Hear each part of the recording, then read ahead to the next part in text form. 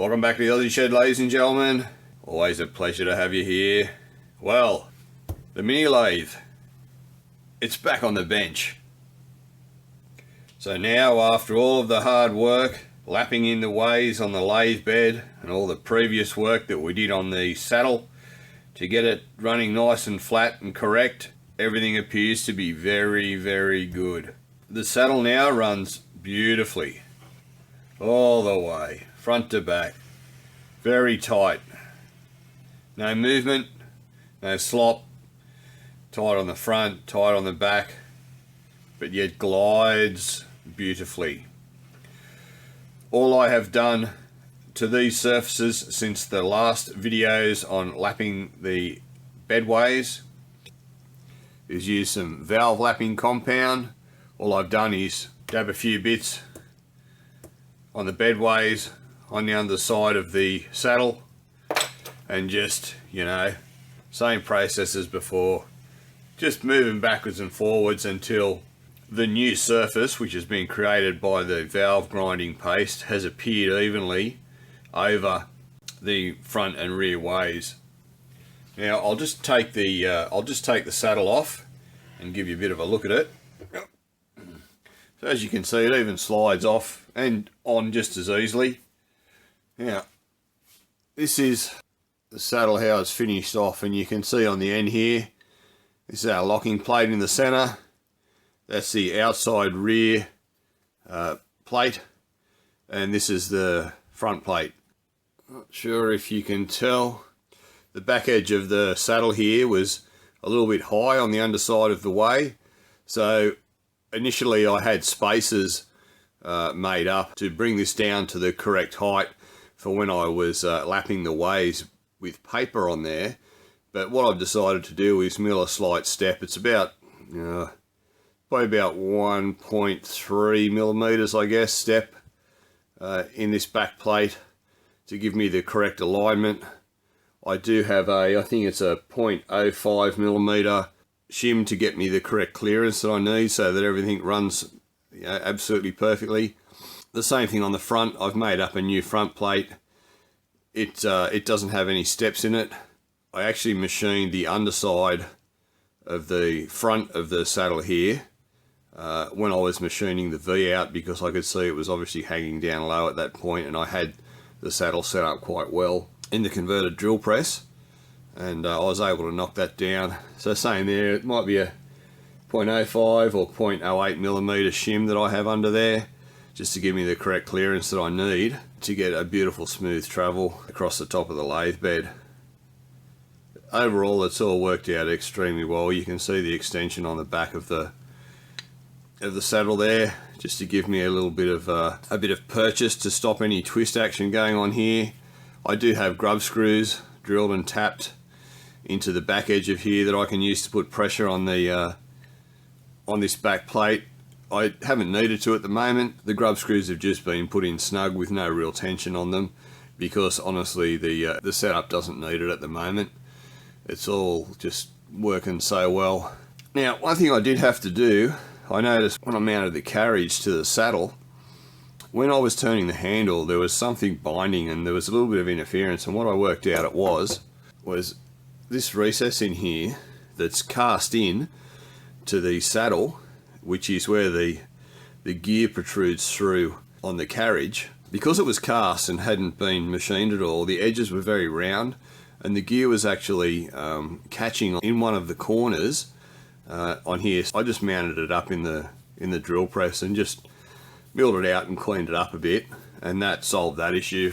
And as I say, it was where this gear protrudes up. There was enough clearance there in the center, but when it got close to the edge, because it was cast and round, it was just catching on the corners, so that's tidied that up.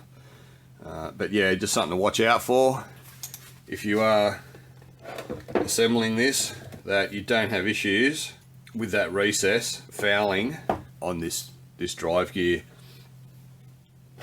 And none of the modifications that I've made to the mini lathe have caused that to happen. It is something that would have been a factor right from the factory. There's no clearances that I have closed up. or anything which would have made that happen. So yeah, factory fault. Believe me, there's lots of them which I'm about to start going over. After fitting the saddle onto the lathe bed and then mounting the carriage, it became apparent that the rack was too high, because we have actually dropped the front face of the saddle down. When we cut all the material out of here, out of the prism on the front to get the saddle down flat, it's actually dropped the saddle down probably about 1.5, 1.75, maybe even 2 millimeters down. And what that's caused to happen is it's reduced the engagement that the pinion gear has on the rack, on the carriage here, as it moves along. So our engagement was awfully light, and all that meant was just having to lower the rack. You probably can't tell there, but there's about a 1.7 mil clearance now between the rack and the underside of the front way here. So I just set up some shims, moved it down, re-drilled it and tapped it, and I actually moved it along slightly this way just to get me away from the old holes, which there is actually plenty of room to move in either direction and still have engagement with the carriage drive gear. I actually needed to re-tap this anyway. When I removed the rack originally, when I tore the machine down, I noticed that two of the 4 screws came out stripped. So I had a bit of a look at that, and what I found was only 2 of the holes actually lined up, and the other 2 holes, I think it may have been the 2 on this end, were really tight against the edge of the hole. You know, if you drill a hole and it's not exactly spot on and you're on the edge and then you try to put a screw in, it just basically takes the thread off on the side of the hole as you try and screw it in. And that's what had happened. So 2 of the screws came out completely stripped. The holes didn't line up anyway, so I'm like, oh well, I'll have to just move that and re-drill it and tap it, which I had to do anyway now, because like I say, I've had to lower it down, so not a problem either way. A fairly simple task to undertake. So we're back to now having really good engagement on the carriage rack and the carriage pinion, sorry, pointing to the wrong piece here, the carriage pinion gear here and the carriage rack. There's almost full mesh all the way along, but yet it's still quite nice and smooth. Distance in and out with the carriage is actually quite good. I did look at the front to back distance of the rack mounting position. I have noted that other people doing mini lathe rebuilds have had to space their rack to get better engagement because it's hanging right off the edge of the drive gear. That's not the case on this particular machine. Front to back, not an issue. It's almost all the way to the back, bar probably 0.5 millimeter, which is all you can expect. So that side of it is really good now. I'll just reassemble the carriage and the saddle and throw them back onto the lathe bed and have a chat about a couple of other things. Alright, the assembly's remounted. You can see how smoothly this rolls. It is just silky smooth, and there is absolutely no play in it in any direction that I can measure at this point. Once I get the rest of it assembled, I'll start doing a few more tests and taking a few more measurements, but at this point it is just no comparison to what it was like when the machine was torn down. It moves so well. It's very nice. So I started breaking out all the bits and pieces for the cross slide. I thought, okay, well that's the next thing I'll do. I'll look at lapping in the cross slide and having a bit of a look at it. The first thing that became apparent when I got the cross slide out is when I would sit it on here, it had a rock corner to corner, like a lot of the pieces have on the machine. It was, yeah, this way was good, but if you pushed it this way, you'd get a rock in it. And it was only small, but it was definitely there, you know. So I ran the micrometer over the top slide and everything shaped up pretty well. All the surfaces on here seem to be pretty parallel. Like I say, it was only a very tiny amount. So I thought, well, that's the first thing that I have to correct. I have a granite plate here that I use for leveling stuff off, just roughly. It's not a surface plate. Basically, it's just a granite kitchen bench top offcut, and it's very flat. Obviously, it's probably not flat like a surface plate, but it is still very flat. I just got some spray contact adhesive, contacted some, it's probably 240 grit, I guess, paper onto it and just gave this a few strokes on the bottom, and it was perfect. It really didn't take much at all. It must have only been a very small amount, but it was the first step in starting to lap this in, getting it to actually sit properly on the saddle without rocking, which it's now perfect. So after that, I thought, okay, well that's sitting really nicely now. I can start lapping the two surfaces together. What I did, as I did on the saddle to the bedways, I've just used valve grinding compound. Put a whole heap in the dovetail there on the bottom.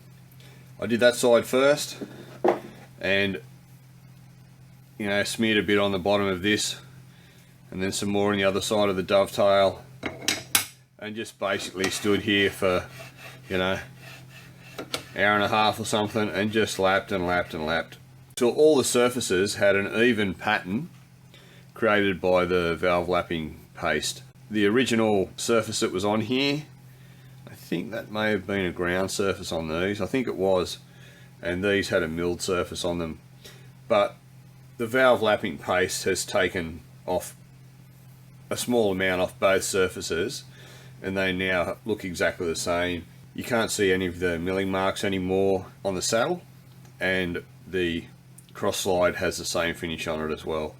So as I say, did the first side. I thought, you beauty, I'll have a crack at this side, but the first thing that I need to do is get the gib strips out and have a bit of a look at them. And I remembered when I disassembled this part of the machine that the gib strip, when I pulled it out here, had quite a bend in it. This is the gib strip, and it has been on quite a journey. Me and the gib strip, we've become quite good friends. After getting it out, I had a good look at it, and it had a massive bend in it. It was probably 1.5 mil, which some people would say doesn't sound like much, but I tell you, 1.5 mil on something like this is a lot.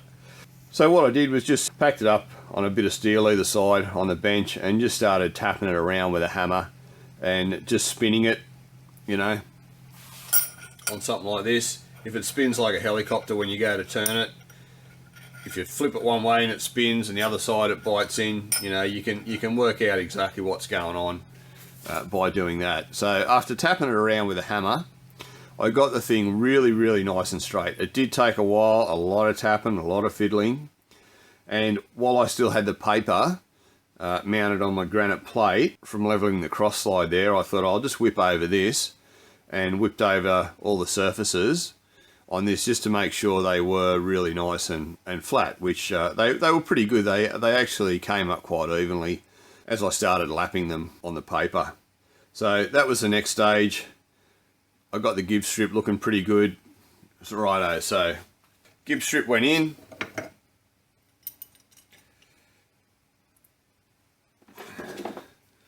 Valve lapping compound into the dovetail down on the flats. Same in here, just basically caked her all up with valve lapping compound and just started lapping away.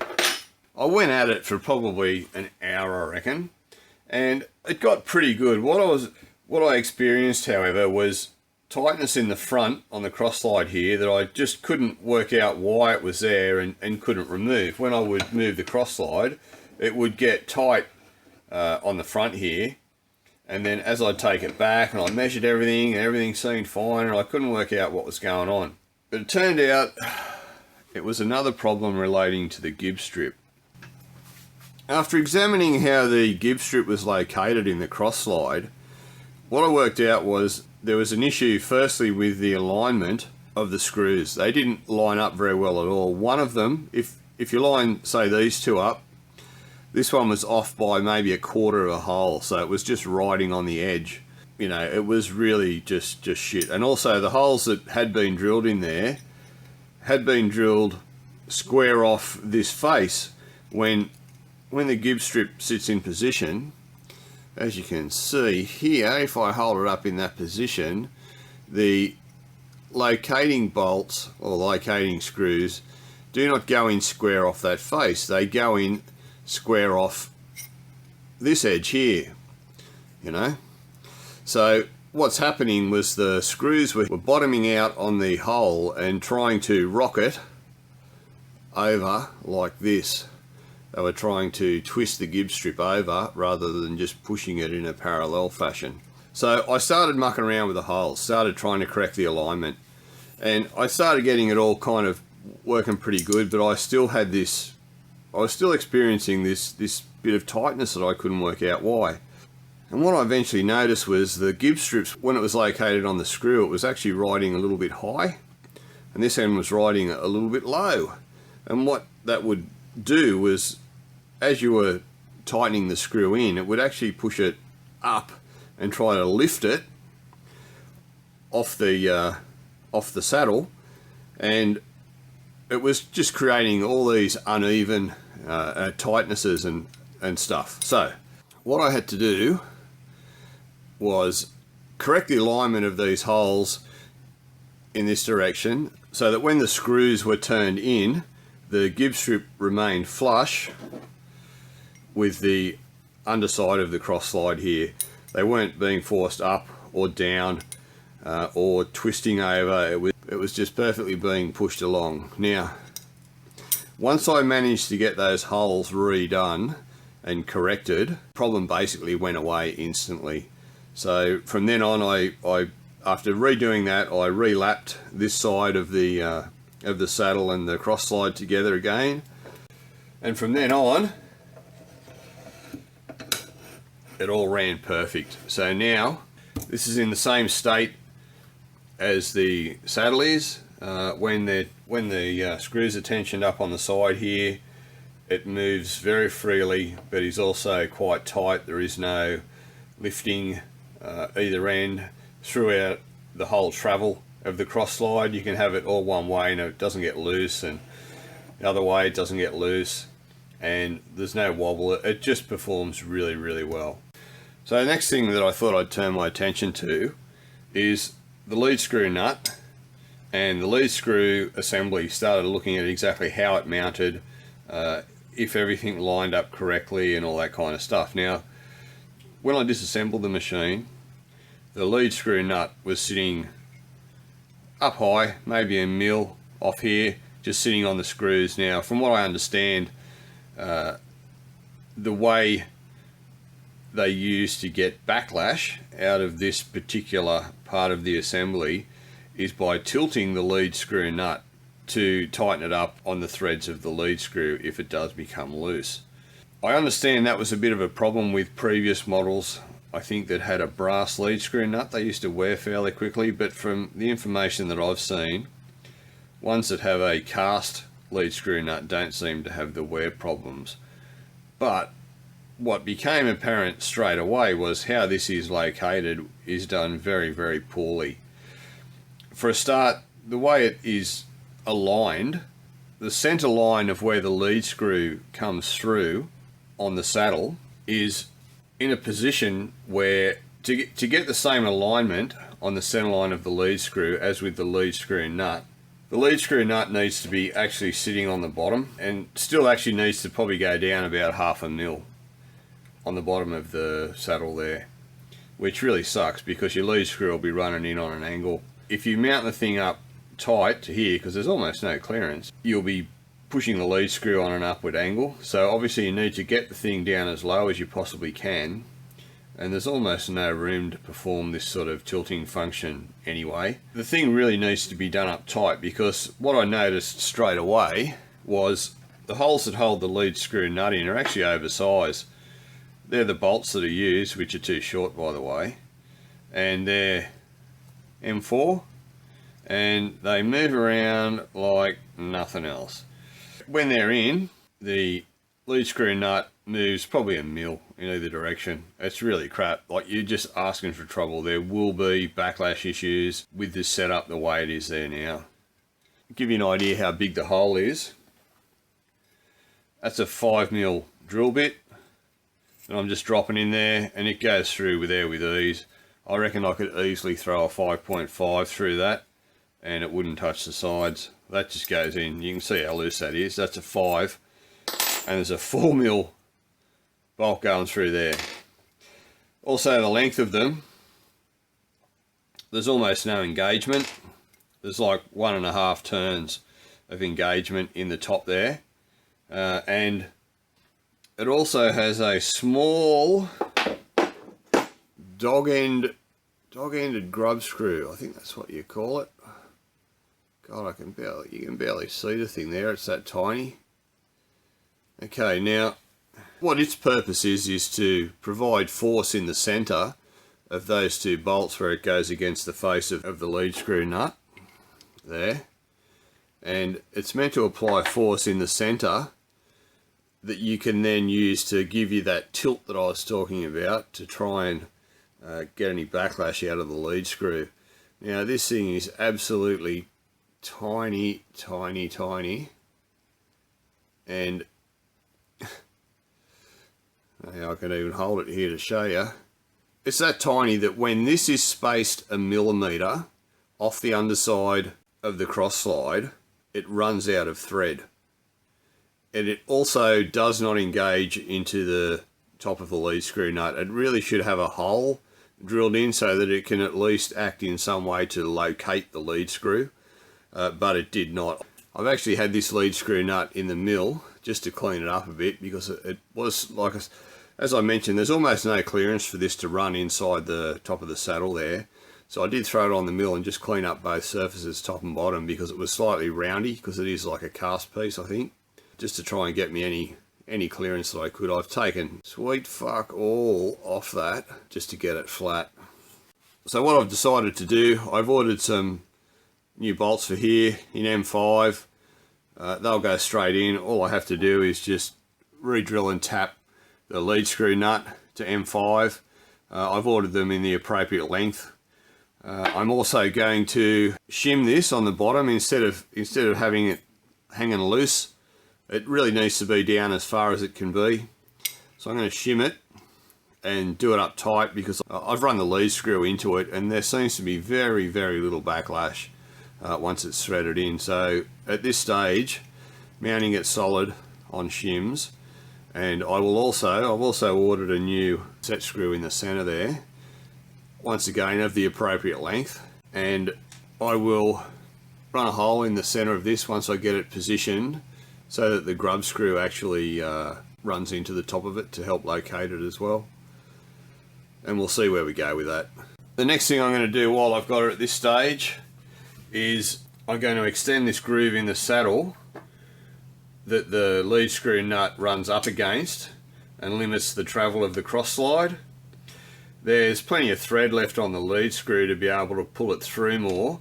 There are other modifications that need to be done. A new spacer needs to be made up for the cross slide handle and possibly lengthening the lead screw as well. But while I've got it at this stage, I'll throw this back in the mill and I'll take about 20 mil out of that, I think, just so that I can bring that through at a later date. It's not something I'm going to tackle now. At this stage I just want to keep going with everything. While it's in this stage of disassembly, I'll throw the saddle back on the mill and I'll just cut this out a bit more in preparation for further modifications to increasing the cross slide travel. Right, you can see in there, that's what I was talking about. This rounded section in here, I'll just draw it on with a Sharpie. That area there that I've marked, that's what I'm going to take out just with an end mill on the drill press, and I'll probably clean the bottom of this up a little bit too, just to frag, just to tidy the whole thing up together. And that is for later use with a cross slide extension mod that I will probably perform on it after the whole thing's up and running. I'll just go and throw this on the drill press and I'll bring it back. And there it is, ladies and gentlemen, hot off the converted drill press. The area that we had the Sharpie mark in is now gone. Let's just open that up. You can see I've given it a bit of a clean up, just dressed the bottom a little bit and taken all the just the rough casting off. A little job out of the way for a future modification. It just means when I do the cross slide extension, I don't have to take the saddle off the machine. So yeah, that's very good. Just throw him back on there.